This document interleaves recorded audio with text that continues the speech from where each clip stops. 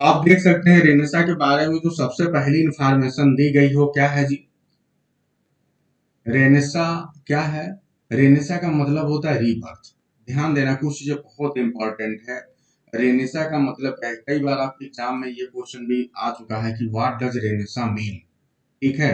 तो रेनेसा का एक मतलब यहाँ पे दिया है रीबर्थ, एक और मतलब होता है अवेकनिंग। ठीक है। ठीक है, अवेकनिंग यानी पुनः जागना। ठीक है। अवेकनिंग मतलब पुनः जागना। तो अब यही से मैं बातें लूंगा, लेकिन उससे पहले कुछ चीजें और आपको ध्यान देना है कि क्या रेनेसा पहले लिया कहाँ गया से है, किस प्रकार के वर्ड से लिया गया है। तो जब आप डीपर लेवल पे देखोगे तो बता सकते हैं ये रेनेसा जो टर्म है ये किस लैंग्वेज का टर्म है? Can anyone tell? Italian. Italian नहीं है। इटालियन था। ये एक्चुअली जो रेनेसा टर्म लिया गया वो बाद में दिया गया है, और ये है फ्रेंच वर्ड। ठीक है। French word. और इसका मतलब होता है रीबर्थ या रीअवेकनिंग। लेकिन इससे पहले भी जब ये फ्रेंच में आया तो फिर क्या कोई और जो है लैंग्वेज के वर्ड से लिया गया? तो यस। उसके पहले ये जो है लैटिन वर्ड से लिया गया है। ठीक है। और लैटिन वर्ड जो है सबसे पहले लैटिन। ठीक है, फ्रेंच। अगर सिर्फ ये वर्ड ऐसे ऐसे लिख के आया कि रेनेसा जो है वो किस लैंग्वेज का वर्ड है, तब तो आप फ्रेंच बोलोगे। और अगर ओरिजिन देखा जाए तो ओरिजिन लैटिन का है। और क्या वर्ड था लैटिन में? वो है रिनेसियर। रिनेसियर। ठीक है। तो रिनेसियर, और इसका मतलब वही होता है रीबॉर्न। एक था बीइंग रीबॉर्न। ठीक है। तो अब ध्यान दें कि एक बेसिक आइडिया पे बात करते हैं कि रेनेसा ये रीबर्थ क्यों कह रहा है। रेनेसा का मतलब कह रहा है रीबर्थ हो गया। रेनेसा का मतलब बोला जा रहा है री अवेकनिंग हो गया। यानी आप पुनः जग रहे हैं, पुनः आपका जन्म हो रहा है। अभी कुछ चीजें पढ़ लेते हैं फिर इस पे थोड़ा विचार करेंगे। रेनेसा रीबर्थ इज, रेनेसा का मतलब क्या हुआ? रीबर्थ या री अवेकनिंग। ये क्या है जी? Is the name commonly applied to the period of European history following the Middle Ages। ठीक है। तो ये यूरोपियन हिस्ट्री के उस पीरियड को बोलते हैं जो मिडिल एज के ठीक बाद आता है। कब आता है जी? मिडिल एज के ठीक बाद आता है। अब ध्यान देना, मिडिल एज के बाद आने वाला जो एज है उस एज को जो है आप रेनेसा के रूप में जानते हैं। ठीक है। तो अगर मिडिल एज आया तो इसका मतलब अर्ली एज भी होगा। ठीक है। तो यानी सबसे पहले अर्ली एज आएगा। ठीक है। फिर उसके बाद मिडिल एज आएगा, और फिर उसके बाद से जो है ये आपका रेनेसा वाला टाइम आ रहा है। तो इस छोटी सी गणना को याद रखना। ठीक है। और भी हम देखेंगे कि मिडिल एज का क्या मतलब हो सकता है, और ये री अवेकनिंग का क्या मतलब। बहुत ही इंपॉर्टेंट चीज है। It is usually said to have begun in Italy in late 14th century। Italy में लगभग जो है लेट 14th सेंचुरी में ये शुरू हो गया था। ठीक है, जब पेट्रार्क वगैरह ये लोग थे। ठीक है। And to have continued in Italy and other countries of western Europe. फिर उसके बाद ये दूसरे कंट्री में कंटिन्यू हुआ through the 15th and 16th century. ठीक है। तो सबसे पहले इटली में आता है, फिर दूसरे कंट्रीज में जाता है 15th एंड 16th सेंचुरी में। ठीक है।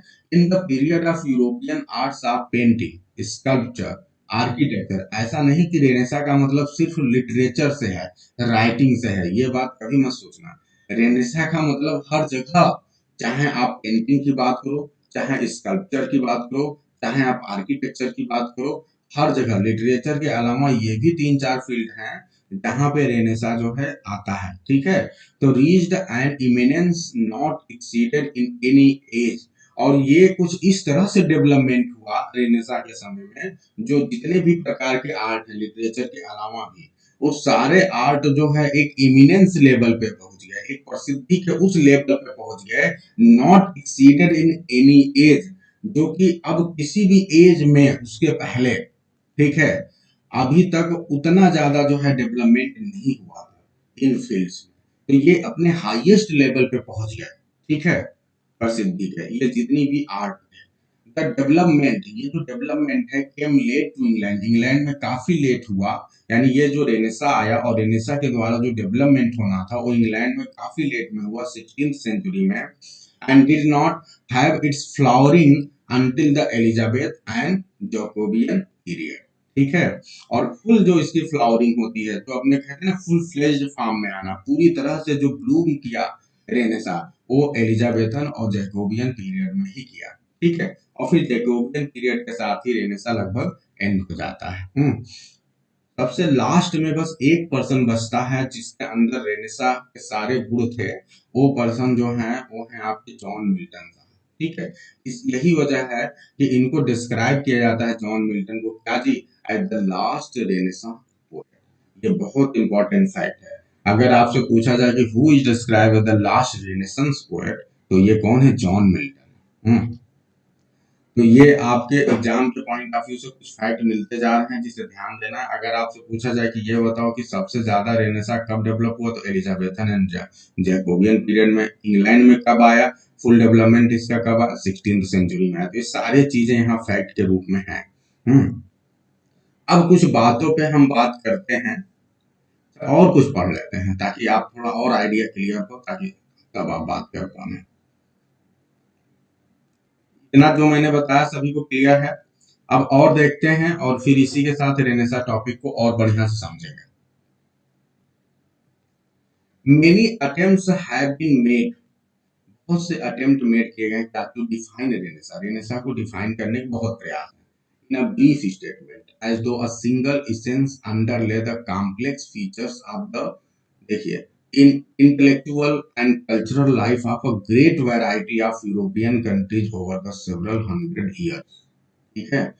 ये जो बहुत ढेर सारे कॉम्प्लेक्स फीचर हैं, ठीक है, उन सारी चीजों को, जैसे इंटेलेक्चुअल एंड कल्चरल लाइफ है, ठीक है, यूरोपियन कंट्रीज के, वो सेवरल हंड्रेड ईयर तक किस तरह से डेवलप होता है, पहले कैसे था फिर कैसे हुआ, इन सारी चीजों को आप रेनेसा के द्वारा समझेंगे। कैसे भैया? It has for example been describe, इसको डिस्क्राइब कैसे किया जाता है? एज, अब यहाँ से ध्यान दो, रेनेसा के डिफिनीशन शुरू होने हो गए। As the birth of the modern world out of the ashes of dark ages. ठीक है। तो अब आप रेनेसा को पहला अटेम्प्ट जो है कैसे डिस्क्राइब कर रहे हो? As the birth of the modern world, एक मॉडर्न वर्ल्ड का जन्म हुआ है, कहां से जी?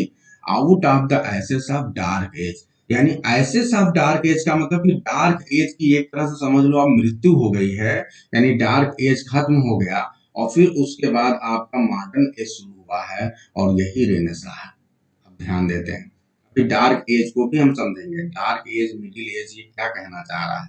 फिर ध्यान दें, as the discovery of the world, दूसरा क्या आपको मिल रहा है रेनेसा का मतलब? At the discovery of the world and the discovery of man. बहुत इंपॉर्टेंट बात, रेनेसा क्या कर रहा है? ये पूरी दुनिया की भी खोज कर रहा है, साथ ही साथ मैन की भी खोज कर रहा है।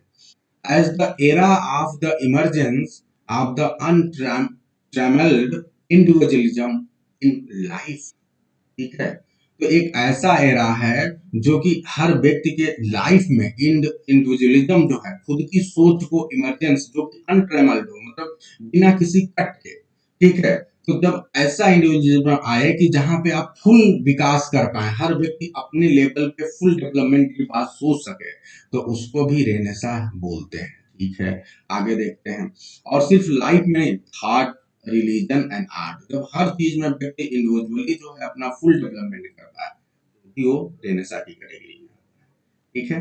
अब आगे ध्यान दें, recently some historians finding that attributes similar to these were present in various people and places in the middle ages. ये जितनी भी चीजें हैं मिडिल एजेस में भी, ऐसा नहीं था कि नहीं था, उस समय भी कुछ लोगों में था। And also that many elements long held to be medieval survived into Renaissance. बहुत सी चीजें ऐसी थी जो, भाई सीधी सी बात है, जब एक एज से दूसरे एज में आओगे, भाई मिडिल से आप जा रहे हो यहाँ पे, तो एक ट्रांजिशनल पॉइंट तो हर जगह होता है। तो ट्रांजिशनल पॉइंट का मतलब कि मिडिल एजेस में भी कुछ ऐसे लोग थे जो कैरेक्टरिस्टिक थी वो बाद में आई, और फुल डेवलपमेंट उसने कब लिया? भाई आपके इस एज में रेनेसा वाला जो पोर्शन है वहां पे उसका फुल डेवलपमेंट हुआ। वो बातें कहना चाह रहे हैं यहाँ, इसका कोई बहुत ज्यादा वो नहीं है। Have denied that the Renaissance ever existed. तो ऐसे जो ये हिस्टोरियन हैं, ये बहुत खतरनाक लोग हैं। देखो हर चीज के विरोध और पक्ष और विपक्ष की बातें होती हैं। तो कुछ हिस्टोरियंस हैं वो मानते नहीं, ये रेनेसा कोई नया मूवमेंट नहीं है, कोई नई बात नहीं है, ये तो जो मिडिल एज में हो रहा था उसी का फुल, उसी को आगे बढ़ाया गया है। तो ये एकदम से अलग मत समझिए, ये मिडिल एज से ही रिलेटेड है। तो ये देखो हर जगह कुछ ना कुछ लोग विरोध करते हैं, तो ये विरोधी वाली बातों को हमें नहीं सुनना है। ये हमें जो है एम एच अब्राहम साहब ऐसा बता रहे हैं कि कुछ लोग ऐसा बोलते हैं, ठीक है, लेकिन ऐसा है नहीं। दिस स्केप्टिकल ओपिनियन, ये जो डाउटफुल ओपिनियन है, सब as a reminder that history is a continuous process. तो ये जो डाउटफुल ओपिनियन है ये बताता है कि जो हिस्ट्री है, सही बात है, वो तो कंटिन्यूअस प्रोसेस है और एक के बाद दूसरी चीज उसके डेवलपमेंट के रूप में आती है। That periods are not not interesting in the history but in invented by historian, ठीक है। तो कुल मिला के सिर्फ यही बात कहने का मतलब है कि जो है ये जितनी भी चीजें एक के बाद एक दूसरी चीजें आती हैं, सब एक दूसरे से कनेक्टेड है, ऐसा कुछ हिस्टोरियंस का कहना है। तो वो ठीक है, उससे हमें कोई बहुत ज्यादा मतलब नहीं है। हम आगे बढ़ते हैं और देखते हैं। लेकिन इन सब के बावजूद ये जितनी भी चीजें हो गई जो हिस्टोरियन ने बोल दिया, नहीं नहीं रेनेसां कोई नई चीज नहीं है, एक दूसरे से कनेक्टेड ही है, मिडिल एज से ही आगे बढ़ रही है, उन सब के बावजूद देखो अब ननदलेस लिखा हुआ है ना, इन सब के बावजूद ध्यान दो, the division of temporal continuum into named segment is an all but indispensable convenience in discussing history. ये सब चीजें वही चीज है, हिस्ट्री को आपको डिस्कस करना हो तब तक के लिए सही है, लेकिन आगे बढ़ते हैं। अब देखो क्या, furthermore during the span of time called Renaissance, जो रेनेसा का समय है उस समय क्या होगा, it is possible to identify a number of events and discoveries which beginning, ठीक है, approximately in the 15th century. तो जब आप रेनेसा की बात करते हैं तो रेनेसा वास्तव में क्या करता है, हिस्टोरियन चाहे जो भी बोले, लेकिन रेनेसा क्या करता है, रेनेसा को यदि आपको आइडेंटिफाई करना है तो आपको ढेर सारे ऐसे इवेंट हैं, बहुत ढेर सारे डिस्कवरीज हैं जो 15th सेंचुरी में हुए हैं, और इसके द्वारा आप रेनेसा को समझ सकते हो। जब आपको ये डाउटफुल हो जाए, जब डाउटफुल सिचुएशन हो जाए कि रेनेसा कहाँ पड़ता है, मिडिल एज कहाँ पे है, रेनेसा कहाँ पे है, कैसे आप समझोगे कि रेनेसा की शुरुआत कहाँ हो रही है। तो एक ही तरीका है, आप देखो कि ये ढेर सारे ऐसे इवेंट्स जो रीबर्थ की बात, देखो रीबर्थ आपने शुरू में पढ़ा, रेनेसा का मतलब क्या है, रीबर्थ या री अवेकनिंग। तो ऐसे कहाँ पे, ऐसे आपको किस एज में, किस पर्टिकुलर सेंचुरी में इस तरह के सिचुएशन, ऐसे इवेंट्स, ऐसे डिस्कवरीज देखने को मिलते हैं जिनसे आपको वास्तव में ये लगे कि हाँ ये डिस्कवरीज क्लेम कर रही हैं जो मानव है उसका फिर से क्या हो रहा है, री अवेकनिंग हो रहा है, फिर से रीबर्थ हो रहा है। तो जब ऐसी सिचुएशन आएगी और तब आप जो है जिस एज में इस तरह की सिचुएशन आ रही है तब जाके आप आइडेंटिफाई कर पाओगे कि यस यहाँ से रेनेसा स्टार्ट हो रहा है। ये यहाँ पे बात कहना चाह रहा है, थोड़ा सा बहुत डिफिकल्ट लैंग्वेज यूज करते हैं आपके एम एच अब्राहम साहब। तो discoveries which beginning approximately in the 15th century. तो जब आप इन सारी चीजों को देखोगे तो आपको पता चलेगा कि लगभग 15th सेंचुरी वो समय है जब बहुत सी चीजें चेंज हो रही हैं, बहुत ढेर सारी ऐसी घटनाएं हो रही हैं, डिस्कवरीज हो रही हैं जो कि पहले न सोची जा सकी थी और न ही पॉसिबल था और न ही हो पाया था। तो इससे क्या पता चला, क्लियरली इफेक्टेड डिस्टिंक्टिव चेंजेस, ये एकदम क्लियरली बता रहा है कि बहुत ढेर सारे इंडिविजुअल चेंजेस हो रहे हैं, ठीक है, कहाँ कहाँ जी, इन बिलीव्स, इन प्रोडक्शंस, कोई बात नहीं, manners of life of many people in various countries specially those in the upper and intellectual classes, ठीक है। तो 15th सेंचुरी वो समय है पूरी दुनिया में लगभग, जब क्या होगा, इंग्लैंड में थोड़ा लेट आया 16th सेंचुरी। तो जब आप देख रहे हैं कि बहुत ज्यादा चेंज हो रहा है, कहाँ कहाँ लोगों के बिलीफ में चेंज हो रहा है, प्रोडक्शन जो चीजें हो रही हैं उसमें चेंज हो रहा है, जो मैनर ऑफ लाइफ है वहां चेंज हो रहा है लोगों के, और ढेर सारे कंट्रीज हैं, ठीक है। और स्पेशली ये जो चेंज है, आप जानते हो चेंज की शुरुआत कहाँ से होती है, कभी भी नीचे वाले वर्ग से नहीं होती है। चेंज की शुरुआत हमेशा अपर एंड इंटेलेक्चुअल और जो मिडिल क्लास है वहां से होती है, ठीक है। और ज्यादातर चेंज में जो रोल होता है वो upper and intellectual class, middle class का ही होता है। नीचे वाला क्लास लगभग अछूता ही रहता है, वो केवल उनके साथ भीड़ का हिस्सा बनता है। अब आप लोगों को शायद समझ में आ गया होगा कि ये कहना क्या चाह रहे हैं। अगर आपको रेनेसा समझना है तो आपको ये देखना पड़ेगा कि कौन सी ऐसी सेंचुरी है जहां पे ढेर सारे ऐसे इवेंट्स या डिस्कवरीज हो रही हैं जो आपको चेंज दिखा पा रही है, ठीक है। और चेंज होना चाहिए। अब हम बात करते हैं कि रेनेसा का एग्जैक्ट मतलब क्या है जो इन्होंने ऊपर की लाइन में बताई है और उसको हम कैसे समझे। तो ऊपर सबसे ऊपर सिर्फ हमने समझा है कि रेनेसा का मतलब रीबर्थ इन्होंने बताया। यहाँ हम क्या कह रहे हैं, री अवेकनिंग। ठीक है।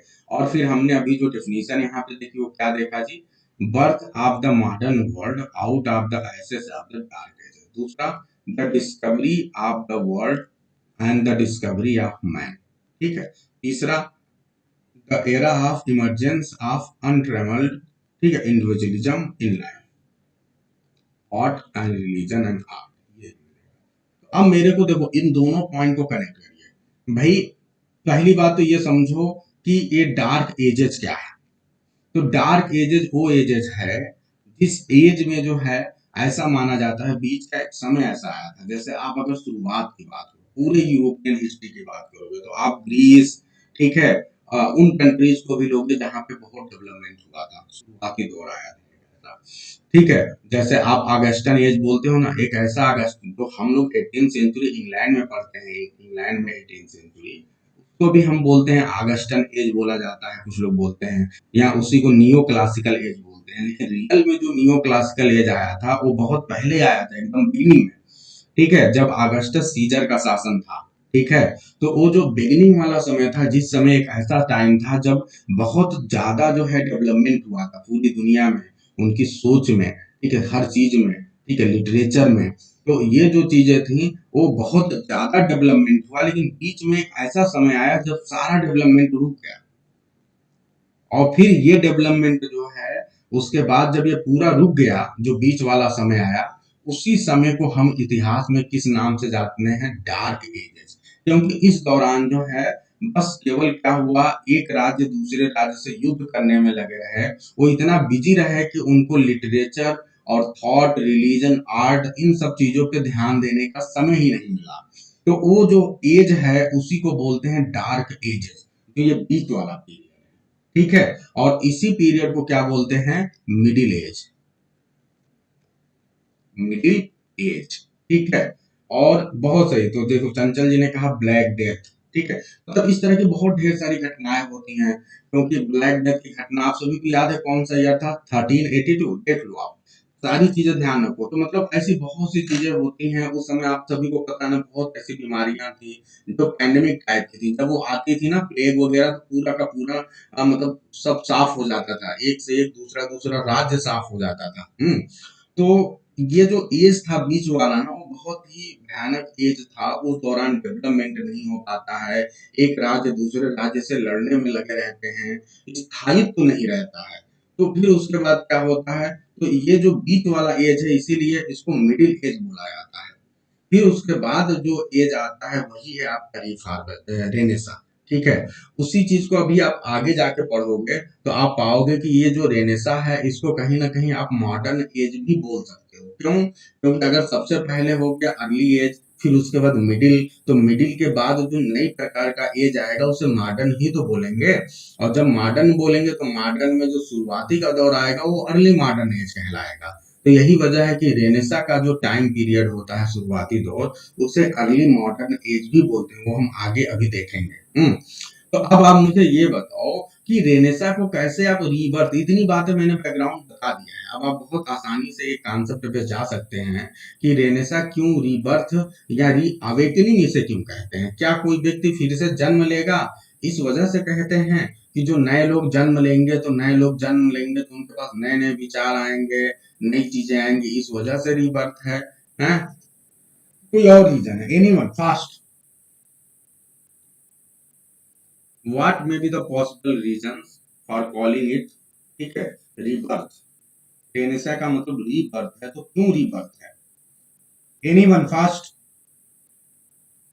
ये रिबर्थ ऑफ लर्निंग था सर, क्योंकि बीच में ऐसे ऐसे कॉजेज हो गए थे जिसकी वजह से सारे डेवलपमेंट रुक गए थे सर।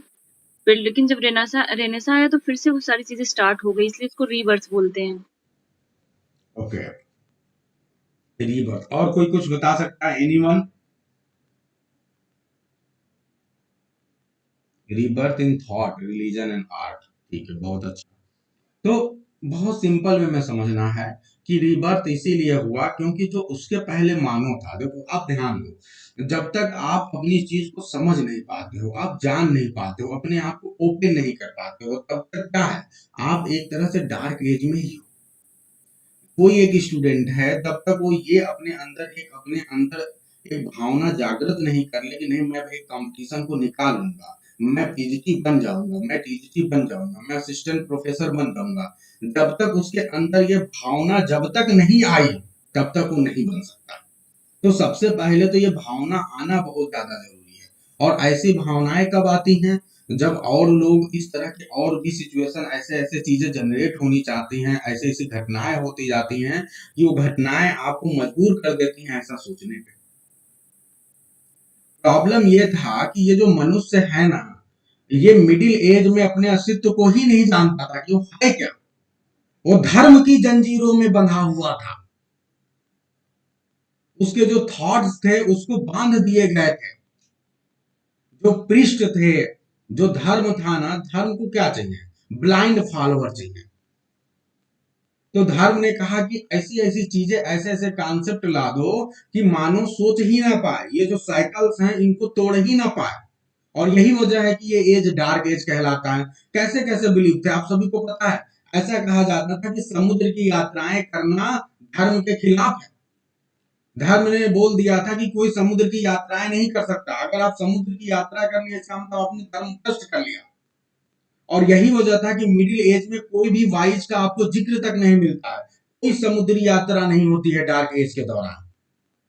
ठीक है, ये बात।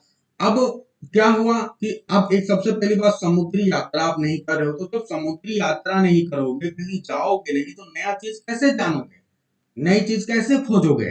तो ये धर्म ने एकदम से बांध के रखा था।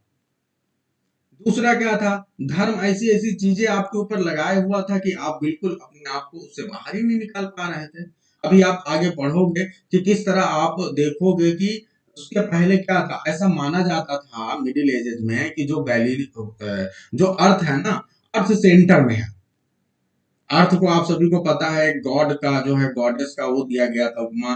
तो अर्थ को सेंटर में माना जाता था और ऐसा माना जाता था कि जितने भी नक्षत्र हैं, जितने भी स्टार्स हैं, ठीक है, और जितने भी प्लैनेट्स हैं वो सब अर्थ के चारों ओर घूमते हैं।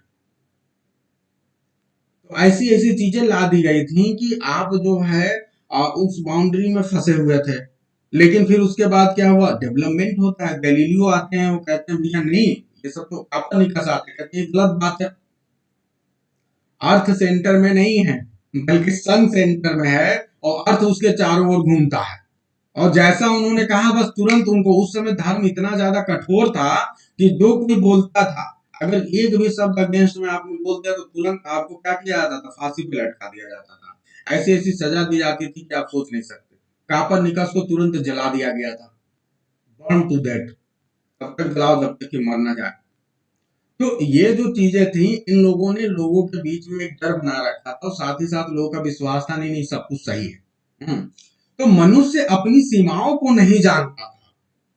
ठीक है, जब वो धर्म के उससे दूर हुआ, उसके क्लच से दूर हुआ धीरे धीरे, तो फिर धर्म की सीमाएं। लेकिन वही बात है कि कोई नई क्रांति आती है, वो कैसे आती है, जब बहुत से लोग बलिदान करते हैं, त्याग करते हैं, मूवमेंट होता है, रेवोल्यूशन होता है। अगर कापरनिकस ने ऐसा न किया होता तो फिर नहीं होता। भाई कापरनिकस को लोग कहते रहे कि नहीं भैया तुम गलत बोल रहे, लेकिन उन्होंने कहा नहीं नहीं मैं सही बोल रहा हूँ, और बाद में वो सारी बातें सही सत्य हुई। तो फिर क्या हुआ, पहले तो लोगों ने कुर्बानी दी, लेकिन उन कुर्बानी के बाद लोग के अंदर कहीं ना कहीं इस कुर्बानियों ने झकझोरा लोगों को कि नहीं नहीं नहीं, अगर सामने वाला व्यक्ति जो है एक प्रिंसिपल के लिए, एक सिद्धांत के लिए मर सकता है तो इसका मतलब जरूर कुछ ना कुछ तो उसमें सच्चाई होगी। और फिर लोगों ने धीरे धीरे धर्म के ऊपर सवाल उठाने शुरू कर दिए। तो ये जो चीजें हैं, व्यक्ति देखो यहाँ पे साफ तौर पे ये आपको बोलते हैं एम.एच. अब्राहम साहब, डिस्कवरी ऑफ द वर्ल्ड। जब लोगों ने समुद्र की यात्राएं करनी शुरू की तो इससे क्या हुआ, एक दुनिया से दूसरी दुनिया में जाने लगे। ठीक है, तो डिस्कवरी ऑफ द वर्ल्ड होने लगा कि नहीं होने लगा, बताइए। कोलंबस साहब ने क्या किया, यही 1492 का समय है ना। कब हुआ, अमेरिका की खोज कब हुई? कोलंबस साहब गए थे ना, इन्होंने जाके 1498 सर, 1498। अच्छा हाँ बिल्कुल, आप लोग मुझे करेक्ट करिएगा क्योंकि मुझे ईयर वगैरह थोड़ा सा कई बार गड़बड़ी हो जाती है। तो अब क्या हुआ कि भाई अभी बता रहे हैं, तो अब क्या हुआ कि वो समय आया कि जब ये लोग वाइस पे गए, समुद्री यात्राओं पे गए, तो वहां पे इन लोगों ने नई नई दुनिया देखी। मार्को पोलो के बारे में आप सभी को पता है? मार्को पोलो, आप लोगों ने अगर कभी यूपी बोर्ड के स्टूडेंट रहे होंगे तो कक्षा 9 में एक हाँ सर, चैप्टर मार्को था, Polo, son Niccolo Polo. First European to come in Asian region. Yes. तो ये क्या हुआ, ये भी पहुंच गए थे, ये तो बहुत छोटे थे, बच्चे थे 10 साल के, तभी निकल गए थे सौभाग्य से, ऐसा माना जाता था। हाँ, देखो कुछ लोगों ने धर्म को तोड़ा, बिलीफ को तोड़ा, तभी कुछ हो पाया। तो मार्को पोलो गए, इन्होंने पूरा जीवन बिता दिया चाइना, इंडिया और अलग अलग देशों में, और फिर इसके बाद जब ये लौट के आए, तो घर से जब गए थे तो एक बहुत ही गरीब एक लड़के के रूप में गए थे अपने अंकल के साथ, और जब लौट के आए तो इन लोगों, पहली बात तो लोग इनको पहचान ही नहीं पाएंगे क्योंकि सीधी सी बात है, 10 साल का लड़का गया है और जब वो 40-45 साल की उम्र में लौटेगा तो उसे लोग कैसे पहचानेंगे? तो इन्होंने क्या किया, एक बहुत बड़ी पार्टी थी, एक बहुत बड़ी पार्टी थी, वहां सब लोग आए और उन्होंने अपने जो कपड़े पहन रखे थे उस कपड़े को मतलब थोड़ा सा जर्जर कपड़े पहन रखे थे, और जितने भी जेब थे उन्होंने अचानक सबके सामने सबसे पहले तो लोगों से बोला कि मुझे पहचानो मैं कौन हूँ, तो लोग नहीं पहचाने।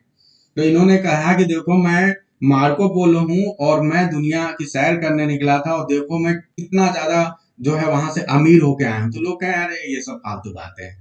तो तब इन्होंने क्या किया, अपने एक एक जेब को फाड़ना शुरू कर दिया, कपड़े को ऊपर से उन्होंने फाड़ना शुरू कर दिया, और हर जेब में उन्होंने सोने के सिक्के रखे हुए थे, ठीक है। तो तब सोने के सिक्के बिल्कुल गिरने लगे उनके कपड़ों से, तब लोगों की आंखें फटी रह गई कि लोग इतना अमीर भी हो सकते हैं बाहर जाके। तो यही वजह है कि फिर इतनी तेजी से हर देश अपने अपने नाविकों को भेजने लगा कि जाओ भैया, तुम जाओ, तुम जाओ, तुम जाओ, जाके कुछ लेके आओ वहां से। और आप सभी को पता है कि जो इंडिया ये जितने भी एशियन कंट्रीज थे, यहाँ पे मसाले वगैरह बहुत होते थे, सोने चांदी के लिए लोग बहुत फेमस थे। तो लोग यहाँ आते थे, यहाँ से लेके जाते थे, वहां दुगने तिगने लगभग 10 गुना या 20 गुना रेट में बेचते थे, तो बहुत ज्यादा इनकम होता था। ये वजह थी कि डिस्कवरी होने लगी। फिर उसके बाद सबसे बड़ी चीज, जब दुनिया की नई नई खोज होने लगी, तो आप सभी को पता है इसका एक नेगेटिव भी पक्ष है। पॉजिटिव पक्ष तो उन लोगों के लिए है जिन लोगों ने मतलब खोजा, तो उनको तो लाभ हो रहा है, और नेगेटिव पक्ष उन लोगों के लिए जो वहां के रहने वाले लोग हैं। क्यों? क्योंकि वो दुनिया से कटे हुए हैं, अभी वो एक तरह से अनसिविलाइज आप कह सकते हो, जैसा कि ये लोग कहते थे, ये यूरोपियन लोग हैं, जब ये दूसरी दुनिया में जाते हैं तो वहाँ के लोग अभी भी अपना, क्योंकि उनको डेवलपमेंट ज्यादा उनका हुआ नहीं है, उनको ज्यादा पता नहीं है, तो जो वहाँ के लोग हैं वो एक तरह से ट्राइबल लाइफ जीते थे, उनको एबोरिजिन्स आप बोल सकते हैं, और वो अपनी जिंदगी को अपने तरीके से अपनी शर्तों पे जीते थे। जब ये जाते हैं तो उनको कहते नहीं नहीं अभी तो तुम लोग का बहुत डेवलपमेंट नहीं हुआ, ये लो ये लो, ये सस्ती सस्ती चीजें लेके जाएंगे, उनको दिखाएंगे, तो वो लोग लालच में पड़ते थे। जैसे ब्रिटिशर्स हमारे यहाँ आए, हमको दिखाया, अपना सूट बूट पहन के आते थे, तो हम लोग जब उनको देखते थे तो एकदम लालच भरी नजरों से कि काश हमारे पास भी ऐसा सूट होता। और कुछ इंडियन ने उनको फॉलो करना शुरू किया, तो वो लोग बाबू कहलाने लगे। तो मतलब वो हमें लालच दिया, हमें काफी चाय ये सब चीजें मतलब जो है पीना सिखाया, तो हमको लगा नहीं नहीं अब हम मॉडर्न हो रहे हैं, जब हमने उनको फॉलो करना शुरू किया। तो वो लोग आए तो उन्होंने सबसे पहले जहाँ के लोग थे उन लोग को कहा कि ये लोग अनसिविलाइज्ड हैं, और फिर उनको कहा देखो अब हम तुमको सिविलाइज बनाएंगे, तुमको एजुकेशन देंगे, हर चीज देंगे, लेकिन तुम हमारी बात मानोगे। पहले तो ट्रेड करने के लिए आए, और फिर उसके बाद धीरे धीरे जो है उनको दूसरा लालच दिया, और फिर उसके बाद से जो है डेवलपमेंट का जो है, फिर उसके बाद जो नया रूप आया आप सभी को पता है, उपनिवेशवाद। ये बहुत ही नुकसानदायक है। देखो रेनेसां तो हुआ, तो देखो जब एक आदमी जब अपना डेवलप करेगा तो दूसरा आदमी करेगा, इसमें तो कोई शक ही नहीं है, ठीक है।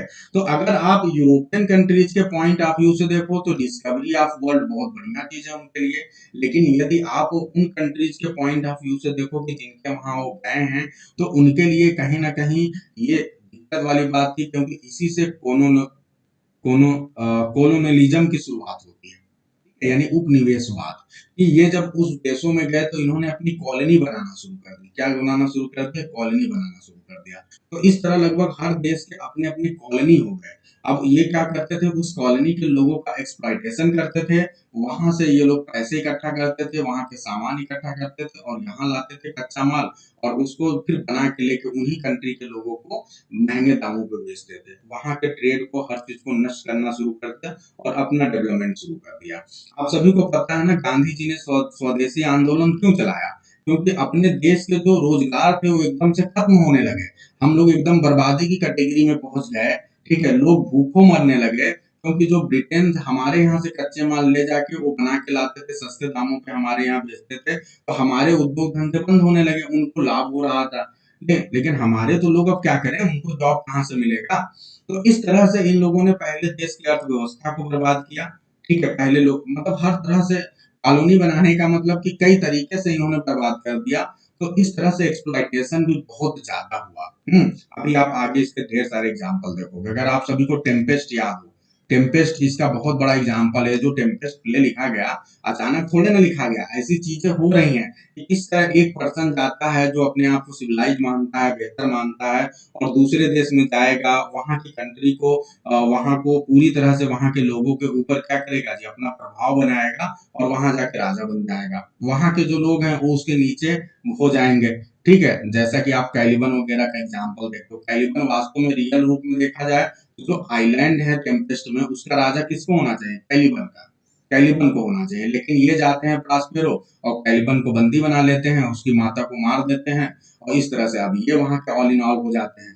तो ये सारी चीजें समझना, हिस्ट्री और लिटरेचर, जो आपका एज है वो लिटरेचर है, सब एक दूसरे से कनेक्टेड है और शायद टेम्पेस्ट आपके सिलेबस में भी है, तो हर बात को कनेक्ट करना है। चलो आगे बढ़ते हैं। तो ये है, यानी मनुष्य ने क्या किया जी, मनुष्य को पहली बार आभास हो गया कि भैया हम तो अब तक नींद में थे। हम कहाँ थे जी? हम तो स्लीप में थे, हम तो नींद में थे। और वास्तव में जब वो रेनेसा को फॉलो करने लगा तो उसके लिए क्या थी? री अवेकनिंग थी। उसने अपनी आंखें खोली पहली बार और समझा कि यस, हमारे अंदर तो बहुत एनर्जी है। ठीक है, हम तो बहुत कुछ कर सकते हैं। और जब उसको ये एहसास होने लगा, इसी को तो रीबर्थ बोलेंगे, इसी को तो री अवेकनिंग बोलेंगे। जब तक आप दूसरों के चंगुल में हो, धर्म, बिलीफ, हर चीज के, तब तक तो आप एक तरह से आपकी डेवलपमेंट ही नहीं हो रही है। तो वो बातें हैं यहाँ पे। Beginning in the 1940s, a number of historians have replaced, ध्यान दो, 1940s के बाद बहुत से हिस्टोरियंस आए और जिन्होंने रिप्लेस कर दिया रेनेसा को। किससे रिप्लेस कर दिया? Early modern. रेनेसा को क्या बोला? रेनेसा का मतलब अर्ली मॉडर्न हो गया। मैंने अभी आप सभी को बताया ना कि किस तरह पहले का एज अर्ली एज है, फिर उसके बीच में मिडिल एज आएगा और फिर उसके बाद क्या आएगा? मॉडर्न आएगा। तो मॉडर्न में जो शुरू वाला समय होगा वो अर्ली मॉडर्न ही तो होगा। कि क्लियर है कि नहीं सभी को? तो अर्ली मॉडर्न एज बोल दिया to designate the span from the end of the middle age। और ये बताया कि अब end of the middle age का end हो चुका है, तब यहाँ से जो आगे की चीज होंगी वो क्या होंगी जी? अर्ली मॉडर्न एज होगी। और ये कब तक चलेगा? until late in 17th century। ठीक है, और 17th century तक ये चलेगा मॉडर्न एज। ठीक है, तो ये है आपका early modern age 17th century तक चलेगा, ऐसा कहना है हिस्टोरियंस का। ठीक है, और यही रेनेसा का पीरियड है। The latter term यानी जो अर्ली मॉडर्न है, looks forward rather than back। ये मॉडर्न वर्ड क्यों बोला गया? क्योंकि मॉडर्न वर्ड से ये पता चलता है कि अब आप बैक में नहीं देख रहे हो, आप आगे की ओर देख रहे हो। looks forward, आप आगे की ओर देख रहे हो, rather than back and emphasizing the degree to which the time instead of being mainly a rebirth of classical past। ठीक है, तो ऐसा ना हो कि आपको केवल यही लगे कि आप केवल पिछले वाले के एक नए रूप हो, बल्कि ये भी लगे कि नहीं, अब आपको नई नई चीजें करनी है, नई नई डिस्कवरी करनी है। तो इसलिए मॉडर्न वर्ड बहुत ही बेहतरीन वर्ड है। कैन बी व्यूड, इसको आप देख सकते हैं कैसे?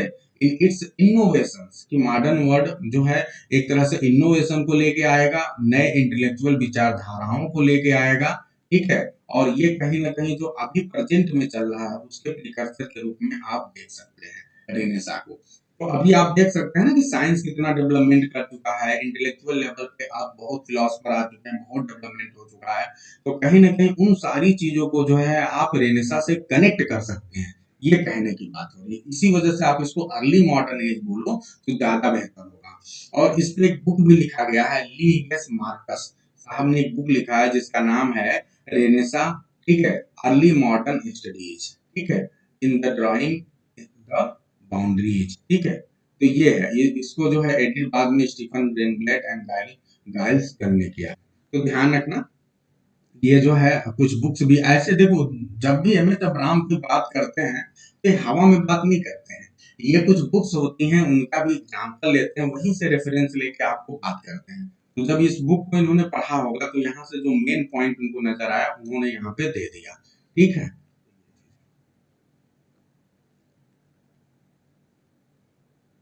अब देखते हैं, चले गए।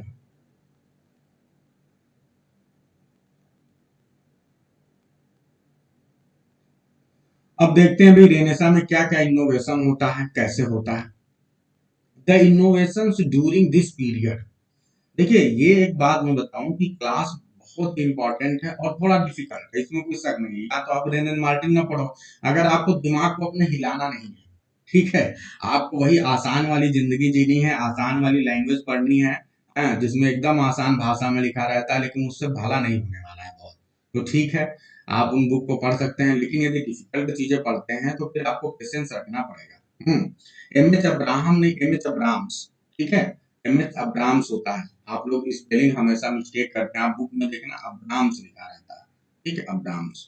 तो अगर आपको एम एच अब्राम्स पढ़ना है तो पेशेंस रखना पड़ेगा, धैर्य रखना पड़ेगा, है ना, कुछ चीजें नहीं भी समझ में आएंगी तब भी आपको पेशेंस रखना पड़ेगा। और जब मैं ये बता दूं तो फिर उसके बाद आप इसको दोबारा पढ़ोगे और फिर कोई दिक्कत आएगा तो आप में ग्रुप में एकदम लगातार स्वागत है, आप ग्रुप में उस पर्टिकुलर लाइन का फोटो खींच के भेज दो कि सर ये लाइन मेरे को नहीं समझ में आई, मैं फिर आपको रेफरेंस के द्वारा समझा दूंगा, ठीक है। अब ध्यान दें, the innovations during this period, जो इनोवेशन होता है इस पीरियड में may be regarded as putting a stain on relatively close and stable, देखो साफ तौर पे बोल रहा है कि जो भी आपको इनोवेशन दिख रहा है ऐसा इनोवेशन नहीं हुआ जब आपने स्ट्रेन डाला, जब कुछ जोर डाला अपने दिमाग पर, ठीक है, तो क्या हुआ, स्ट्रेन कहाँ पे डाला, relatively close and stable world of the great civilisation of later middle ages, जब मिडिल एज के जो भी सिविलाइजेशन है वो एकदम इस तरह से स्टेबल हो चुका था, क्लोज हो चुका था, जब उस पे आपने जोर डाला तब जाके जो है ये सारी चीजें आ रही है। इनोवेशन, इनोवेशन कभी ऐसे नहीं होता, आपको थोड़ा सा उल्टा सोचना पड़ता है। जब सेब ऊपर से नीचे गिर रहा था तो दुनिया में जितने लोग हैं सब यही सोच रहे हैं कि अरे सेब ठीक है गिर रहा है, लेकिन जब यही न्यूटन साहब के साथ ऐसा हुआ तो उन्होंने सोचा भैया ये नीचे ही क्यों गिर रहा है, ऊपर क्यों नहीं गया, है। तो सोच अलग, जो आउट ऑफ द बॉक्स सोचोगे तभी इनोवेशन होगा, नहीं तो इनोवेशन तो हो ही नहीं सकता। आप कहोगे अच्छा किसी सामान्य लोग से पूछो तो पागल हो, ऐसे ही चलना आ रहा है, सब लोग ऐसे सोचते हैं तुम बहुत बड़े हो बने हो। तो शुरू में लोग मजाक उड़ाते हैं आपका, आपको बेवकूफ समझते हैं। थॉमस अल्वा एडिसन बेवकूफ, जब दुनिया में पतंग, भाई टीचर है पढ़ा रहा है, तो बहुत सी ऐसी चीजें हो रही हैं, ये बहुत स्टूपिड टाइप का क्वेश्चन पूछते थे तो टीचर कहता था कि भैया ये तो एकदम कैसा लड़का आ गया, एकदम फ्रस्ट्रेट करके रखा हुआ है। जिस क्लास में टीचर से एक न एक क्वेश्चन ऐसा पूछ देते थे कि टीचर को आता ही नहीं था। अब टीचर को आता नहीं मतलब टीचर ने उस तरह से पढ़ा नहीं है, वो कैसे जवाब दे। तो टीचर इतना फ्रस्ट्रेट हो गया कि इनके पेरेंट्स को बुलाया, कहा भैया इस बच्चे को अपने घर ले जाओ, हम लोग इसको नहीं पढ़ा सकते। और फाइनली एडिसन साहब स्कूल छोड़ के घर पे बैठ गए और घर पे ही उनकी मम्मी ने पढ़ाया सब कुछ, ठीक है। तो इतना मतलब वही चीज है कि आउट ऑफ द बॉक्स सोचा तभी हो पा रहा था। जब इनको ये पता चला कि जो ये बर्ड्स हैं, छोटे छोटे बर्ड्स, ये उड़ते हैं क्योंकि इनके पंख होते हैं, तो फिर इन्होंने ये क्वेश्चन पूछा कि जो ये पतंग है अगर उनमें भी पंख लगा दें तो वो भी उड़ने लगेंगे। वो टीचर एकदम परेशान हो गए, भैया क्या बात है, यहाँ पतंग अगर आकाश में उड़ते हैं इसका मतलब उसमें फैन, उसमें पंख लगे होंगे। तो ऐसे ऐसे प्रश्न पूछते थे, तभी जाके आप भाई महान लोग तो ऐसे ही हैं। When most of the out of the box सोचना पड़ता है, जो क्लोज एंड स्टेबल वर्ड है, जिस तरह की चीजें नहीं हो रही हैं, जब उससे अलग सोचोगे तभी जाके, जब उस अलग अपने दिमाग पे जोर डालोगे, स्ट्रेन डालोगे, तभी जाके इनोवेशन होगा। When most of the essential and permanent truth about God, man, ठीक है, and universe were considered to be adequately known, जब सबको लग रहा था कि भैया अब सब कुछ हम जान गए गॉड के बारे में, मैन के बारे में, यूनिवर्स के बारे में, तो अब क्या जानना है। तो उसी के बाद जो शोध स्टार्ट हुई इन चीजों को एक तरह से क्लेम करते हुए कि नहीं नहीं ये सत्य नहीं है, तभी तो इनोवेशन होगा। The full impact of many developments in the Renaissance did not make itself felt until the enlightenment in the late 17th and 18th century। मतलब ये बहुत अच्छे लेवल पे बात को समझना, चीजें तो हो रही थी लेकिन लोग अभी भी मानने को तैयार नहीं थे। जैसे कापर्निकस ने बता दिया कि भैया जो अर्थ है वो अब सेंटर में नहीं है बल्कि सन सेंटर में है, लेकिन लोग नहीं मानने को तैयार थे। आप सभी को पता है ना कि जो ट्रेडिशनल लोग होते हैं वो इतनी जल्दी अपनी विचारधारा को नहीं बदलते, वो बहुत दिनों समय लग जाता है चेंज होने में, ठीक है, सदियां लग जाती हैं, विचार आ गया लेकिन उसके बावजूद भी लोग मानने के लिए तैयार नहीं हो जाते हैं, तैयार नहीं रहते हैं, सदियां लगती हैं। तो वही कह रहा है कि चाहे ये सारे चेंजेस होने लगे लेकिन उसका फुल इम्पैक्ट कब पता चला, कम से कम 200-300 साल लग गए उस चीज को पूरी तरह से रियलाइज करने में, उसको लोगों को समझने में, ठीक है। तो वही कह रहे हैं कि रेनेसा ने जो पूरी तरह से अपनी प्रेजेंस दिखाई वो कब दिखाया, इनलाइटनमेंट के समय, यानी जो लेटर 17th का सेंचुरी है समय है और 18th सेंचुरी खोज और सारी बातें हो गई 15th सेंचुरी के एंड में, 16th सेंचुरी में ही सारी बातें हो गई हैं, लेकिन उसको रियलाइज करने में, उसको प्रेजेंस दिखाने में समय लगभग 200-300 साल लग गए और 18th सेंचुरी के बिगनिंग में 17th सेंचुरी के एंड में वो सारी चीजें लोग मानना शुरू किए कि हाँ जो बात उस समय कही गई थी वो सही है। But in fact, they occurred in this period indicate the vitality, restless curiosity and imaginative audacity of many people of the era। और दूसरी बात इस एज के लोगों का भी योगदान माना जाएगा कि इस एज में बहुत विटैलिटी थी, लोगों के अंदर क्यूरियोसिटी थी, इमेजिनेटिव ऑडेसिटी थी, निर्भीकता थी लोगों के अंदर कि वो इमेजिन कर सकते थे, और यही वजह है कि इस एज के लोगों ने उन सारी चीजों को माना और फिर उसके बाद रेनेसा अपने फुल फॉर्म में लोगों की समझ में आने लगा। ठीक है, तो ये बातें हैं। अब क्या बोलना है, लास्ट वाली लाइन क्या था, whether scholars, thinker, artist and adventurers prominent among this development हुआ। अब ये कुछ बातें बता रहे हैं कि क्या क्या चीजें थी जो आपको रेनेसा के अंदर हुई है, उसको बड़े लेवल पे अभी कुछ हेडिंग के अंतर्गत बता रहे हैं। द न्यू लर्निंग, तो अब यहाँ पे आपको फैक्ट मिलेगा, बहुत सी चीजें आएंगी जो रेनेसा के द्वारा आपने देखा। ठीक है, न्यू लर्निंग की बात हो रही है, सबसे पहली हेडिंग है न्यू लर्निंग। तो रेनेसा में क्या हुआ जी, न्यू लर्निंग आई। कैसे आई जी, renaissance scholars of the classic, जो स्कॉलर ऑफ द क्लासिक्स थे, ये बहुत इंपॉर्टेंट पॉइंट है, याद रखना। हु वर कॉल्ड ह्यूमनिस्ट, किसको आप ह्यूमनिस्ट बोलते हैं जी, तो जो रेनेसा स्कॉलर्स ऑफ क्लासिक्स थे, जो रेनेसेंस फिलोसफर थे, उन्हीं को आप ह्यूमनिस्ट बोलते हैं। ठीक है, इसी से एक टर्म बना है रेनेसांस ह्यूमनिज्म। ठीक है, तो रेनेसा ह्यूमनिज्म क्या है, जो रेनेसा ह्यूमनिस्ट थे वो जिस कॉन्सेप्ट को मानते थे वही रेनेसा ह्यूमनिज्म है। अब रेनेसा ह्यूमनिज्म में क्या होता है, इन लोगों ने जोर दिया, क्या दिया जी, revival of knowledge of Greek language, की ग्रीक लैंग्वेज का रिवाइवल होगा, फिर से वो लैंग्वेज जो कभी बहुत डेवलप थी उसको पढ़ना शुरू करिए आप लोग।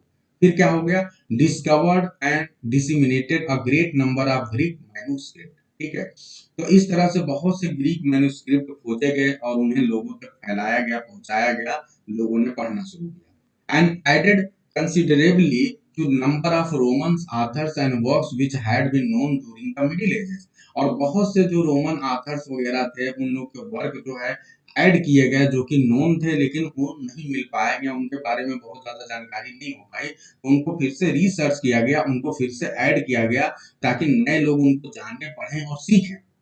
तो रिजल्ट क्या हुआ गया जी, the result was to open up a sense of vastness. तो इसका रिजल्ट क्या आया, बहुत ज्यादा लोगों के अंदर वास्टनेस आ गया हिस्टोरिकल पास्ट को लेके, as well as to enlarge immensely the stocks of idea, और साथ ही साथ लोगों के जो आइडियाज हैं वो बढ़ने लगे। ठीक है, मटेरियल्स बढ़ने लगे, लिटरेरी फॉर्म्स बढ़ने लगे, और जो स्टाइल है अवेलेबल टू रेनेसा राइटर, उन सब में क्या होने लगा जी, इनलार्जमेंट होने लगा। ठीक है, वो बहुत तेजी से वो सारी चीजें बढ़ने लगी, यानी लिटरेचर का फुल डेवलपमेंट होने लगा। तो ये न्यू लर्निंग पहले ही देख लिया ना, नई नई चीजें सीख रहे हैं तो बहुत ज्यादा डेवलपमेंट होने लगा और उन सब में सबसे बड़ा क्या हुआ जी, रिवाइवल ऑफ ग्रीक लैंग्वेज, ध्यान रखना, ग्रीक लर्निंग, ग्रीक लिटरेचर, ये ध्यान रखना, Greek culture. In the mid 15th century the invention of printing on paper, और सबसे बड़ा अगर आप कहें कि ये जो लर्निंग है, ये जो लिटरेचर का बहुत ज्यादा डेवलपमेंट हुआ, उसमें अगर योगदान देखा जाए तो किसका है, प्रिंटिंग प्रेस का। अगर प्रिंटिंग पहले क्या था आप बताइए, जो पहले बुक्स वगैरह आती थी उसे बहुत कम लोग पढ़ पाते थे। उसका रीजन क्यों क्या था जी कम लोग के पढ़ने का, उसका रीजन ये था कि बुक मैन्युस्क्रिप्ट में लिखी रहती थी, ठीक है, हाथों से लिखी जाती थी। तो जब हाथों से लिखी जाएगी तो सीधी सी बात है, केवल कुछ ही लोग, जो अगर आप हायर भी करोगे तो कुछ लोग को हायर करोगे, जितने लोग लिखेंगे उस बुक को उतने लोग को आप पेमेंट दोगे, तो बहुत महंगा हो जाता था। तो इतना महंगा हो जाता था कि हर कोई उस प्रकार की बुक को पढ़ नहीं पाता था। और दूसरी बात यह कि ज्यादा मात्रा में बुक करवाई भी नहीं जा सकती, कितना हैंड राइटिंग में लिखवाओगे। तो इस वजह से पहले बुक्स बहुत ज्यादा फैल नहीं पाते थे, ज्यादा मात्रा में लिखवा नहीं सकते थे, बहुत महंगी पड़ती थी, सामान्य लोग की बस की बात नहीं थी बुक को पढ़ना। यही वजह था कि केवल हायर क्लास के लोग जो है एजुकेशन लेते थे, पढ़ते थे, बाकी लोग तो बस ऐसे। तो अब हुआ क्या कि जब प्रिंटिंग प्रेस आ गया तो चीजें बहुत सस्ती हो गई। अब ध्यान रखना कि सबसे पहले जो प्रिंटिंग प्रेस यूज किया गया था वो जोहान गुटेनबर्ग का नाम आता है। ये जर्मनी के एक पर्सन है, प्रिंटर है, मेंज, जर्मनी के मेंज में रहने वाले, इनको क्रेडिट दिया जाता। तो हमेशा नहीं नहीं, ये इंग्लैंड की बात हो गई, गुलाब चंद जी इंग्लैंड में 1476 में आया है, वो हम देखेंगे। इनका डेट यहाँ पे नहीं दिया, वो क्लियर नहीं है, मान के चलो कि इसी के पहले की बात है कोई। यस 1440 लगभग हो सकता है। तो अब ध्यान देना कि आपके जो साहब हैं कौन, जोहान गुटेनबर्ग साहब, ये सबसे पहले प्रिंटिंग प्रेस लाते हैं। और इनका जो प्रिंटिंग प्रेस होता है वो मूवेबल टाइप का होता है, थोड़ा सा महंगा होता है, डिफिकल्ट होता है, ठीक है। लेकिन यह है कि अब प्रिंटिंग प्रेस की शुरुआत हो गई। और फिर उसके बाद क्या होता है जी, उसके बाद आप देखते हैं कि डेवलपमेंट होता है। लेकिन ऐसा माना जाता है, कुछ लोग कहते हैं कि यह जो चाइनीज हैं इन्होंने सब इससे पहले ही जो है इसका डेवलपमेंट कर लिया था प्रिंटिंग का, ठीक है, बहुत कई सालों पहले, कई सौ साल पहले ऐसा माना जाता है। लेकिन ठीक है, हमें जो क्रेडिट दिया जाता है वो हमेशा ध्यान रखना जोहान गुटेनबर्ग का, क्योंकि चाइनीज का हमें बहुत ज्यादा कुछ ऐसा एग्जाम्पल नजर नहीं आता है। तो ठीक है, चाइनीज ने डेवलप कर लिया होगा, लेकिन हमें जो प्रिंटिंग प्रेस पहली बार नजर आती है वो जोहान गुटेनबर्ग के द्वारा, जर्मनी के हैं पर्सन, इनके द्वारा नजर आती है।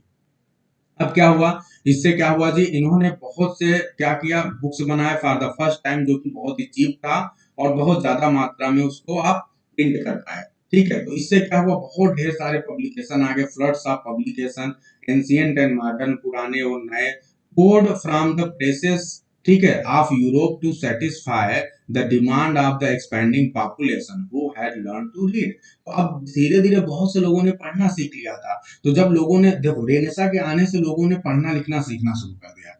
जब पढ़ना लिखना शुरू कर दिया तो अब क्या हुआ जी, अब पढ़ेंगे लिखेंगे तो फिर उसके बाद उनको बुक्स चाहिए ना अच्छी अच्छी, लेकिन किताबें महंगी थी तो खरीद नहीं सकते थे। तो जैसे प्रिंटिंग प्रेस का विस्तार हुआ, किताबें सस्ती होने लगी, ज्यादा मात्रा में आने लगी, जगह जगह पहुंचने लगी, तो लोगों ने किताबें खरीदना शुरू कर दिया। और इसी की वजह से बहुत सारे प्रिंटिंग प्रेस, बहुत ढेर सारे पब्लिकेशन की स्थापना हुई।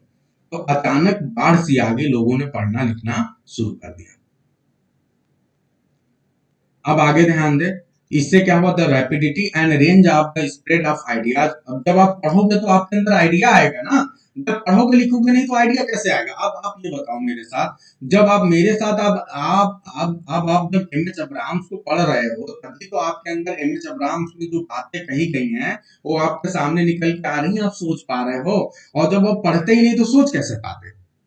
तो कहा जाता है कि अगर किसी भी व्यक्ति को, अगर आपको वो करना, एक बहुत बड़ी घटना है, मैं छोटा सा यहाँ पे आप सभी को बता रहा हूँ, आप बिलीव नहीं करोगे। होता क्या है, ऐसा कहा जाता है कि जब सेल्यूकस निकेटर को चंद्रगुप्त मौर्य जी ने हरा दिया था, तो ये हुआ कि सेल्यूकस निकेटर ने कहा कि अच्छा ठीक है, आपको जो मांगना है मांग लो। सबसे पहले तो मैं अपनी लड़की की शादी आपसे करता हूँ, और दूसरा इसके अलावा जो मांगना है मांग लो, हम सब आपको देंगे, ठीक है। तो चाणक्य ने चंद्रगुप्त से कहा कि एक काम करो, इनसे कहो कि आप कोई अपने दो फिलोसफर हमें दे दीजिए, दो नॉलेजेबल पर्सन अपने यहाँ दे दीजिए जो आपके कोर्ट में रहते हैं, दो फिलोसफर। आपको पता है सेल्यूकर निकेटर ने क्या जवाब दिया? कहा, उसने पहले तो अलेक्जेंडर से जो है समझा, ठीक है, सिकंदर से कि भैया ऐसा मांगा जा रहा है, क्या करें? तो उसने कहा कि नहीं नहीं, देना नहीं है ना। तो इसने जानते क्या कहा? इसने कहा कि एक काम करो, आप हमसे जितना हमारी पूरी प्रॉपर्टी ले लो, जितने घोड़े चाहिए, हाथी चाहिए, जितने रुपये पैसे चाहिए सब ले लो, लेकिन ये चीज मत मांगो, ये मैं तुम्हें नहीं दे सकता। तो ऐसा ये ज्ञान जो है ना, ये बहुत बड़ी चीज होती है। ज्ञान ही तो सब बदल के रख। दुनिया में जितने भी मूवमेंट हुए वो ऐसे थोड़े ना हो गए। उसके पहले कोई बहुत बड़ा फिलोसफर आया है जिसने कोई ना कोई ऐसा कॉन्सेप्ट दिया है जिसकी वजह से वो मूवमेंट आ गया। जैसे आप सभी एनिमल फार्म पढ़े, तो एनिमल फार्म के बाद आप उसमें देखा आपने ना कि किस तरह कार्ल मार्क्स सबसे पहले जो है आते हैं। कार्ल मार्क्स का इंपॉर्टेंट है कि कार्ल मार्क्स आते हैं, इन्होंने एक बुक लिखा जिसका नाम है दास कैपिटल, और उस बुक में उन्होंने सिद्धांत दिया, ठीक है, जिसे हम हिंदी में सर्वहारा का सिद्धांत बोलते हैं, जिसे हम कम्युनिज्म बोलते हैं। तो जब इन्होंने इस प्रिंसिपल को दिया, उस प्रिंसिपल के द्वारा ये बताया कि भैया जो कैपिटलिस्ट हैं ये एक दिन डूब जाएंगे, और पूरी तरह से कौन आ जाएगा? पूरी तरह से हावी हो जाएगा ये जो जनरल लोग हैं, सामान्य लोग हैं, इनका शासन आ जाएगा, ठीक है। तो ऐसा उन्होंने सिद्धांत दे दिया। जब उन्होंने ये सिद्धांत दे दिया तो जो सामान्य लोग थे उनके अंदर ये फीलिंग आ गई, लोग को एक आइडिया मिल गया, और उस आइडिया के दम पे ही, अगर कार्ल मार्क्स ने ये सिद्धांत ही नहीं दिया होता तो ये जो रशियन रेवोल्यूशन वो कभी हुआ ही ना। तो केवल एक व्यक्ति दिशा और दशा बदल सकता है पूरी दुनिया की, यदि वो केवल पढ़ा लिखा हो, ठीक है। तो ये वजह है कि सेल्यूकस निकेटर ने मना कर दिया। तो वही कह रहे हैं ये बात कि भैया ये जो आपको जो है जितनी भी चीजें हैं ये बुक्स हैं जिसकी वजह से आपके जो आइडियाज हैं वो स्प्रेड हो रहे हैं, डिस्कवरीज होने लगी। Types of literature in the renaissance was made possible by this new technology of printing. ये केवल प्रिंटिंग की वजह से हो पाया जो भी चीजें हो रही थी, ठीक है। The technology reached in England. England में कब पहुंचा ये टेक्नोलॉजी प्रिंटिंग वाला? 1476। तो ये याद रखना आपके एग्जामिनेशन के पॉइंट ऑफ व्यू से बहुत इंपॉर्टेंट है। 1476 जब विलियम कॉक्सटन, याद रखना ये सारे आपके जूनियर के पॉइंट ऑफ व्यू से और साथ ही साथ आपके एलटी के पॉइंट ऑफ व्यू से बहुत इंपॉर्टेंट फैक्ट हैं कि जब विलियम कॉक्सटन ने सबसे पहली बार प्रिंटिंग प्रेस का जो है एस्टेब्लिशमेंट किया, कब किया जी? 1476 में। कहां पर किया जी? वेस्टमिंस्टर। वेस्टमिंस्टर में किया। वेस्टमिंस्टर प्लेस आप सभी को पता है, बहुत ही फेमस है, वहां पे किया। और इन्होंने जो सबसे पहली दो बुक्स फेमस वाली पब्लिश की थी, ठीक है, दो बुक्स शुरुआती दौर में, ठीक, अपनी भी बुक्स पब्लिश की थी, लेकिन जो फेमस बुक्स हैं वो दो बुक ध्यान रखना, इन्होंने पब्लिश किया था, द कैंटरबरी एंड मैलेरी का ली मोंटे डिमार्क, ठीक है, दी आर्थर। तो शुरुआती की ये बुक्स में है दोनों बुक्स। तो मेरे ख्याल से आप सभी लोग को मैं जितनी बातें बता रहा हूँ एकदम क्लियर हो रहा होगा। कोई डाउट? एनीवन? मजा आ रहा है, आनंद आ रहा है कि आप लोग सोच रहे हो क्या सर एमएच अब्राहम्स को पढ़ा रहे हैं इतना डिफरेंट? नहीं सर, बहुत अच्छा रहा। अच्छा, चलो चलो, तो अब बस जल्दी से कुछ बातें बता के आज की क्लास एंड करेंगे, और कुछ आप लोग को होमवर्क भी देंगे पढ़ने के लिए, ठीक है। ध्यान दीजिए, the humanistic revival sometimes resulted, ठीक है, जो ह्यूमनिस्टिक रिवाइवल है ये समटाइम रिजल्टेड। ह्यूमनिस्टिक रिवाइवल का मतलब क्या? रेनेसां ह्यूमनिज्म, ठीक है। तो जो रेनेसां ह्यूमनिज्म आप अब अच्छी तरह से जान गए ना, रेनेसां ह्यूमनिज्म क्या है कि वो एक तरह से इस बात पे जोर देता है कि नई डिस्कवरी हो, जो पुराने बिलीफ्स हो उसे तोड़ा जाए, नई ज्ञान पे विचार किया जाए, ठीक है। मनुष्य जो है अपनी सीमाओं को वो जान जाए कि नहीं उसकी सीमाएं कम नहीं है, वो बहुत जितना मेहनत करेगा उतना आगे जा सकता है। तो ये सारी चीजें जो है, इसी सारी चीजों को रेनेसां ह्यूमनिज्म बोला गया जब मनुष्य सेंटर में आ गया। तो रेनेसां ह्यूमनिज्म का बहुत बड़ा चीज ध्यान रखना। रेनेसां ने किया क्या? इसके पहले क्या था ना कि रिलीजन सेंटर में था, रिलीजन सेंटर में था जी, जो ट्रेडिशनल बिलीफ्स थे वो सेंटर में थे। लेकिन हुआ क्या? रेनेसां के आ जाने से क्या हो गया? रेनेसां ह्यूमनिस्ट जो है वो बोलते थे नहीं ये सब चीजें सेंटर में नहीं है, जो मैन है ना, मैन इज द सेंटर, ये मनुष्य है सब कुछ सेंटर, ये जो चाहे करेगा, यही तो धर्म बनाएगा, यही तो बिलीफ बनाएगा। तो सेंटर में कौन होगा? ये मनुष्य होगा। तो रेनेसां ह्यूमनिज्म जो है इस कॉन्सेप्ट में विश्वास करता है कि man is the whole and soul of the universe, man ही सब कुछ है, और उसी के चारों ओर ये दुनिया घूमती है, जो वो चाहेगा वो कर देगा, ठीक है। तो ये बातें ध्यान रखना। यस, और पेट्रार्क साहब जो हैं he is the founder of, अरे ठीक है, ह्यूमनिज्म। तो ये आप आगे इसमें पढ़ोगे बहुत सी चीजें। तो बस अब कुछ 2-3 चीजें हैं समझ लो आप।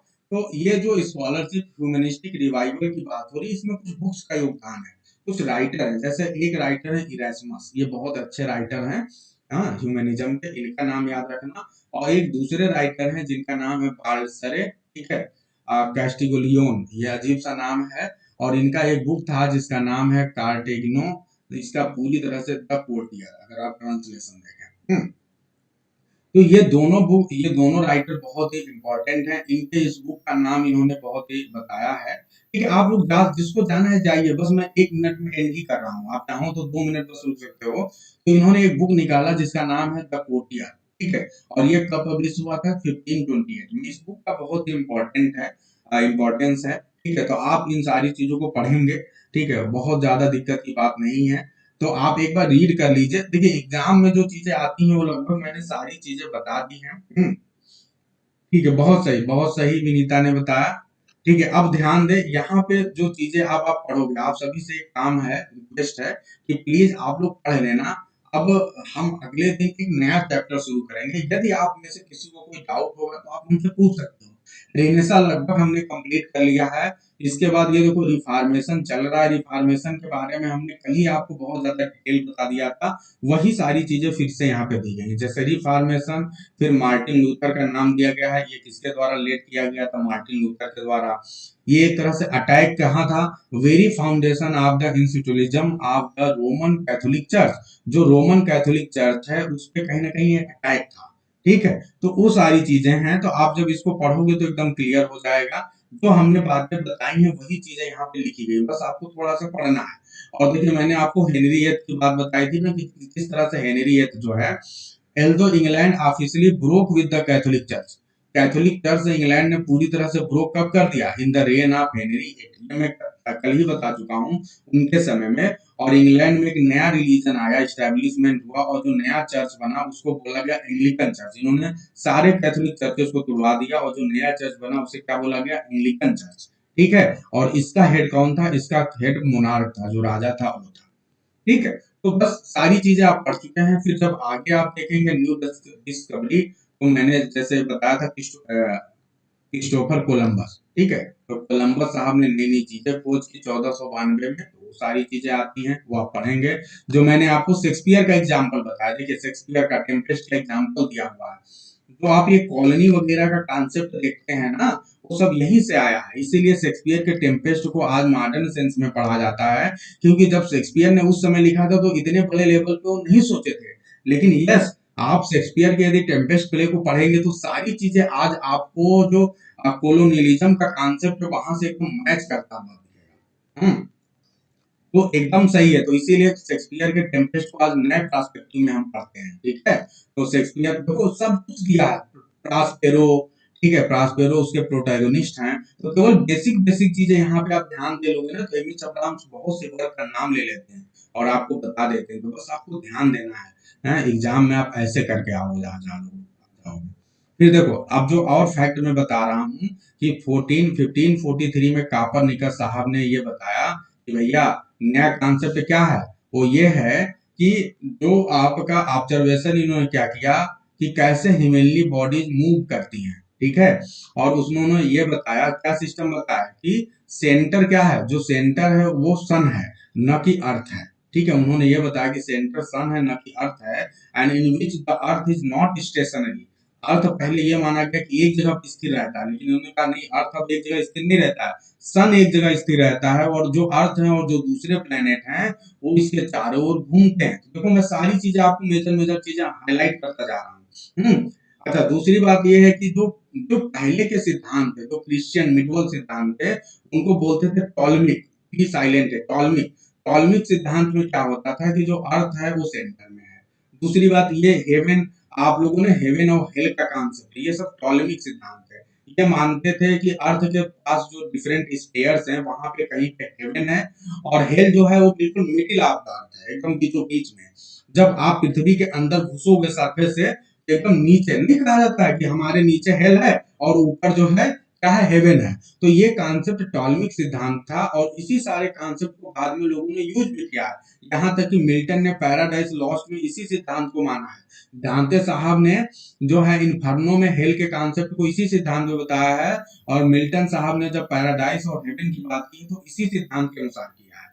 तो इन लोगों ने कापरनिकस की बात को नहीं माना। इन लोगों ने जो पुराने टॉलमिक सिद्धांत उसी के बेस करके अपनी बुक्स की रचना की है। तो देखो कितने एग्जाम्पल आपको मिलते जा रहे हैं। तो ये है, तो ये ध्यान रखना। और फिर उसके बाद से जो है नई फिलॉसफी आती है, और जो नए नए राइटर आते हैं वो लोग इस बात को प्रूव करते हैं। तो न्यू साइंस का डेवलपमेंट होता है बाद में, और ये जो टॉलमिक सिद्धांत है वो सारे खत्म हो जाते हैं। और फिर क्या हो जाता है, आपके केपलर साहब आते हैं, गैलीलियो आते हैं, ठीक है, और विलियम हार्वे आते हैं। ये लोग प्रूव कर देते हैं कि नहीं भैया, ये जो चीजें हैं ये चीजें सही हैं, जो बात कापरनिकस कह के गए वो एकदम सही है, ठीक है। और इस तरह से धीरे धीरे क्या हो गया जी, ये सिद्धांत पूरी तरह से खत्म हो गए। हालांकि शेक्सपियर साहब के आप जितने भी प्ले को देखोगे जो हैं वो टॉलमिक सिद्धांत नहीं है, क्योंकि शेक्सपियर एलिजाबेथन एरिया में थे।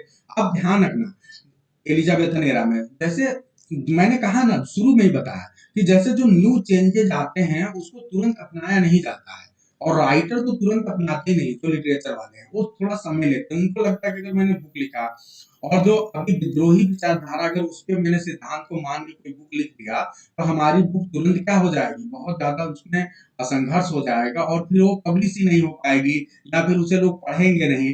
तो इसी वजह से राइटर कहीं ना कहीं जो ट्रेडिशनल सिद्धांत होते हैं उन्हीं को मानते हैं। इसीलिए आप शेक्सपियर के मैकबेथ को देखिए, हैमलेट को देखिए, तो इन्होंने उसमें भी किसकी बात की है, विचेज वगैरह की बात की है ना, मैजिक की बात की है, स्पिरिट की बात करते हैं। तो ये सारी चीजें कहीं ना कहीं जो ओल्ड सिद्धांत थे क्रिश्चियन के, उसी से रिलेट करके ये बताते हैं, ठीक है। तो वही मैंने कहा कि जब तक 18th सेंचुरी नहीं आया और 17th सेंचुरी के एंड और 18th सेंचुरी के बिगिनिंग में सारी बातें स्टैब्लिश हो जाती है। उसके पहले जो लिटरेचर लिखे गए वो कहीं ना कहीं ओल्ड प्रिंसिपल्स पे ही लिखे गए, ठीक है, बस और कोई बात नहीं।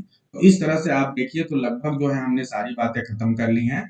और बस एक चीज आप लोग को बताना था कि कैसे जॉन डन साहब ने, देखिए यहाँ पे 1611 में जॉन डन साहब आपके सिलेबस में है, तो इसलिए देखो इनका भी नाम बता दे रहा हूँ। इन्होंने एक पोएम लिखा था द फर्स्ट एनिवर्सरी। देखो एक बायोग्राफी का आपका क्वेश्चन हो गया। इन्होंने एक पोएम लिखा था द फर्स्ट एनिवर्सरी 1611 में, और इसमें जो है इन्होंने एक लाइन लिखी, न्यू फिलोसफी कॉल्स, ठीक है, ऑल इन डाउट। यानी जो न्यू फिलोसफी, ये जो रेनेसा के समय में नई नई फिलोसफी आई थी, उसको ये बताते हैं कि ये डाउट में है। यानी चूंकि ये भी आप सभी को पता है कि प्रीस्ट थे, तो जो प्रीस्ट है वो इन चीजों को जल्दी नहीं मानेगा, ठीक है, ये चीज। और इन्होंने ये भी बात बोला कि the sun is lost and the earth, यानी इन्होंने बोला कि भैया इस सन को नहीं मान रहे थे। यानी कहीं ना कहीं जो नई फिलॉसफी जो कापरनिकस ने जो बात की थी उसको मानने से राइटर्स ने इनकार कर दिया, या जो उन्होंने बुक लिखा उस बुक में इस बात को सपोर्ट नहीं किया जो नई डिस्कवरीज थी, ठीक है।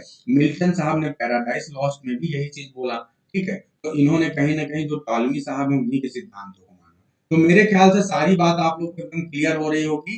कितनी ढेर सारी बातें, देखो अब्राहम साहब बहुत सी बातें बता देते हैं जो कि नॉर्मली आप सिंपल बुक पढ़ोगे तो वहां कभी पाओगे ही नहीं। और सबसे लास्ट में डेकार्टे साहब बहुत ही बड़े राइटर हैं, रेनेसा ह्यूमनिज्म पे ध्यान रखना।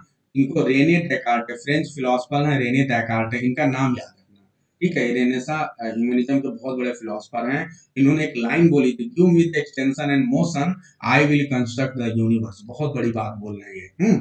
फिर उसके बाद दूसरे जो राइटर माने जाते हैं जो बहुत बड़े रेनेसा माने जाते हैं, रेनेसा राइटर, वो हैं आपके फ्रांसिस बेकन साहब। कौन है? फ्रांसिस बेकन साहब। तो इन दोनों का नाम भी याद रखना है, दोनों बड़े राइटर, ठीक है। और इसी के साथ आपका जो है ये टॉपिक आपका रेनेसा एंड रिफॉर्मेशन एंड होता है। उम्मीद है कि आप लोग समझोगे। सबसे लास्ट में एक पॉइंट में बता के अपनी क्लास को एंड करूंगा। जॉन केली, ये बहुत एक बड़े क्रिटिक हैं, फेमिनिस्ट हैं, और इन्होंने ये बोला कि देखो भैया ये जो रेनेसा है, इस रेनेसा से हम महिलाओं का क्या मतलब, हमारा क्या डेवलपमेंट हुआ? जो रेनेसा हुआ इसमें तो सब पुरुषों ने लाभ ले लिया, पुरुषों ने डेवलप किया, हमारा तो कोई रोल ही नहीं है। तो इन्होंने एक बुक लिखा और उस बुक का नाम था did women have a Renaissance. क्या वीमेन के लाइफ में रेनेसा आया, उनको कुछ फायदा मिला? ये बुक उन्होंने 1977 में लिखा था। और उन्हीं के काउंटर में एक बुक और लिखी गई थी जो इनके जवाब में लिखी गई थी, और उस बुक का नाम था, मार्गरेट एल किंग ने बुक को लिखा, वीमेन ऑफ रेनेसा। और उन्होंने बताया कि नहीं नहीं, वीमेन का भी रोल था, उनका भी फैमिली में रोल चेंज हुआ, चर्चेज में चेंज हुआ, ठीक है, पोजीशन, पॉलिटिकल और कल्चरल पावर में भी उनके चेंज हुआ। तो ये चीज, तो ये ध्यान रखना है, बहुत अच्छा है। एक बुक लिखी गई, डिड वुमेन हैव रेनेसा, जिसमें वुमेन के ऊपर रेनेसा का क्या प्रभाव पड़ा, इस पे क्वेश्चन उठाया गया और उसका जवाब दिया वीमेन ऑफ द रेनेसा। ये बुक लिखी गई मार्गरेट एल किंग। ठीक है, तो उम्मीद है कि आप लोगों को सारी बात समझ में आई होगी। इसी के साथ हमारी क्लास एंड होती है, और जो है आपकी उम्मीद है कि दिन की शुरुआत रेनेसा एक रीबर्थ, रीअवेकनिंग के साथ हो रही होगी, और आप सभी आज ही डिसाइड कर लोगे, यस हम लोग सिंपल नौकरियों के लिए नहीं बने हैं, एलपी ग्रेड तो निकालेंगे ही और बहुत अच्छे रैंक के साथ निकालेंगे। और जितने लोग पीजी क्वालिफाइड हैं सब लोग क्या निकालेंगे, पीजीटी निकालेंगे, एकदम कोई रोक नहीं सकता। अब हम जितनी भी महत्वपूर्ण अच्छी किताबें, जानते हो किताबें चेंज करती हैं, और हम तो बढ़िया किताबें पढ़ रहे हैं, हमें कौन रोक पाएगा, इतना नॉलेज दे रहा है ना। ठीक है, आज की क्लास यही एंड करते हैं। Good day to all, have a nice day. Thank you, sir. Thank you, sir. Thank you sir.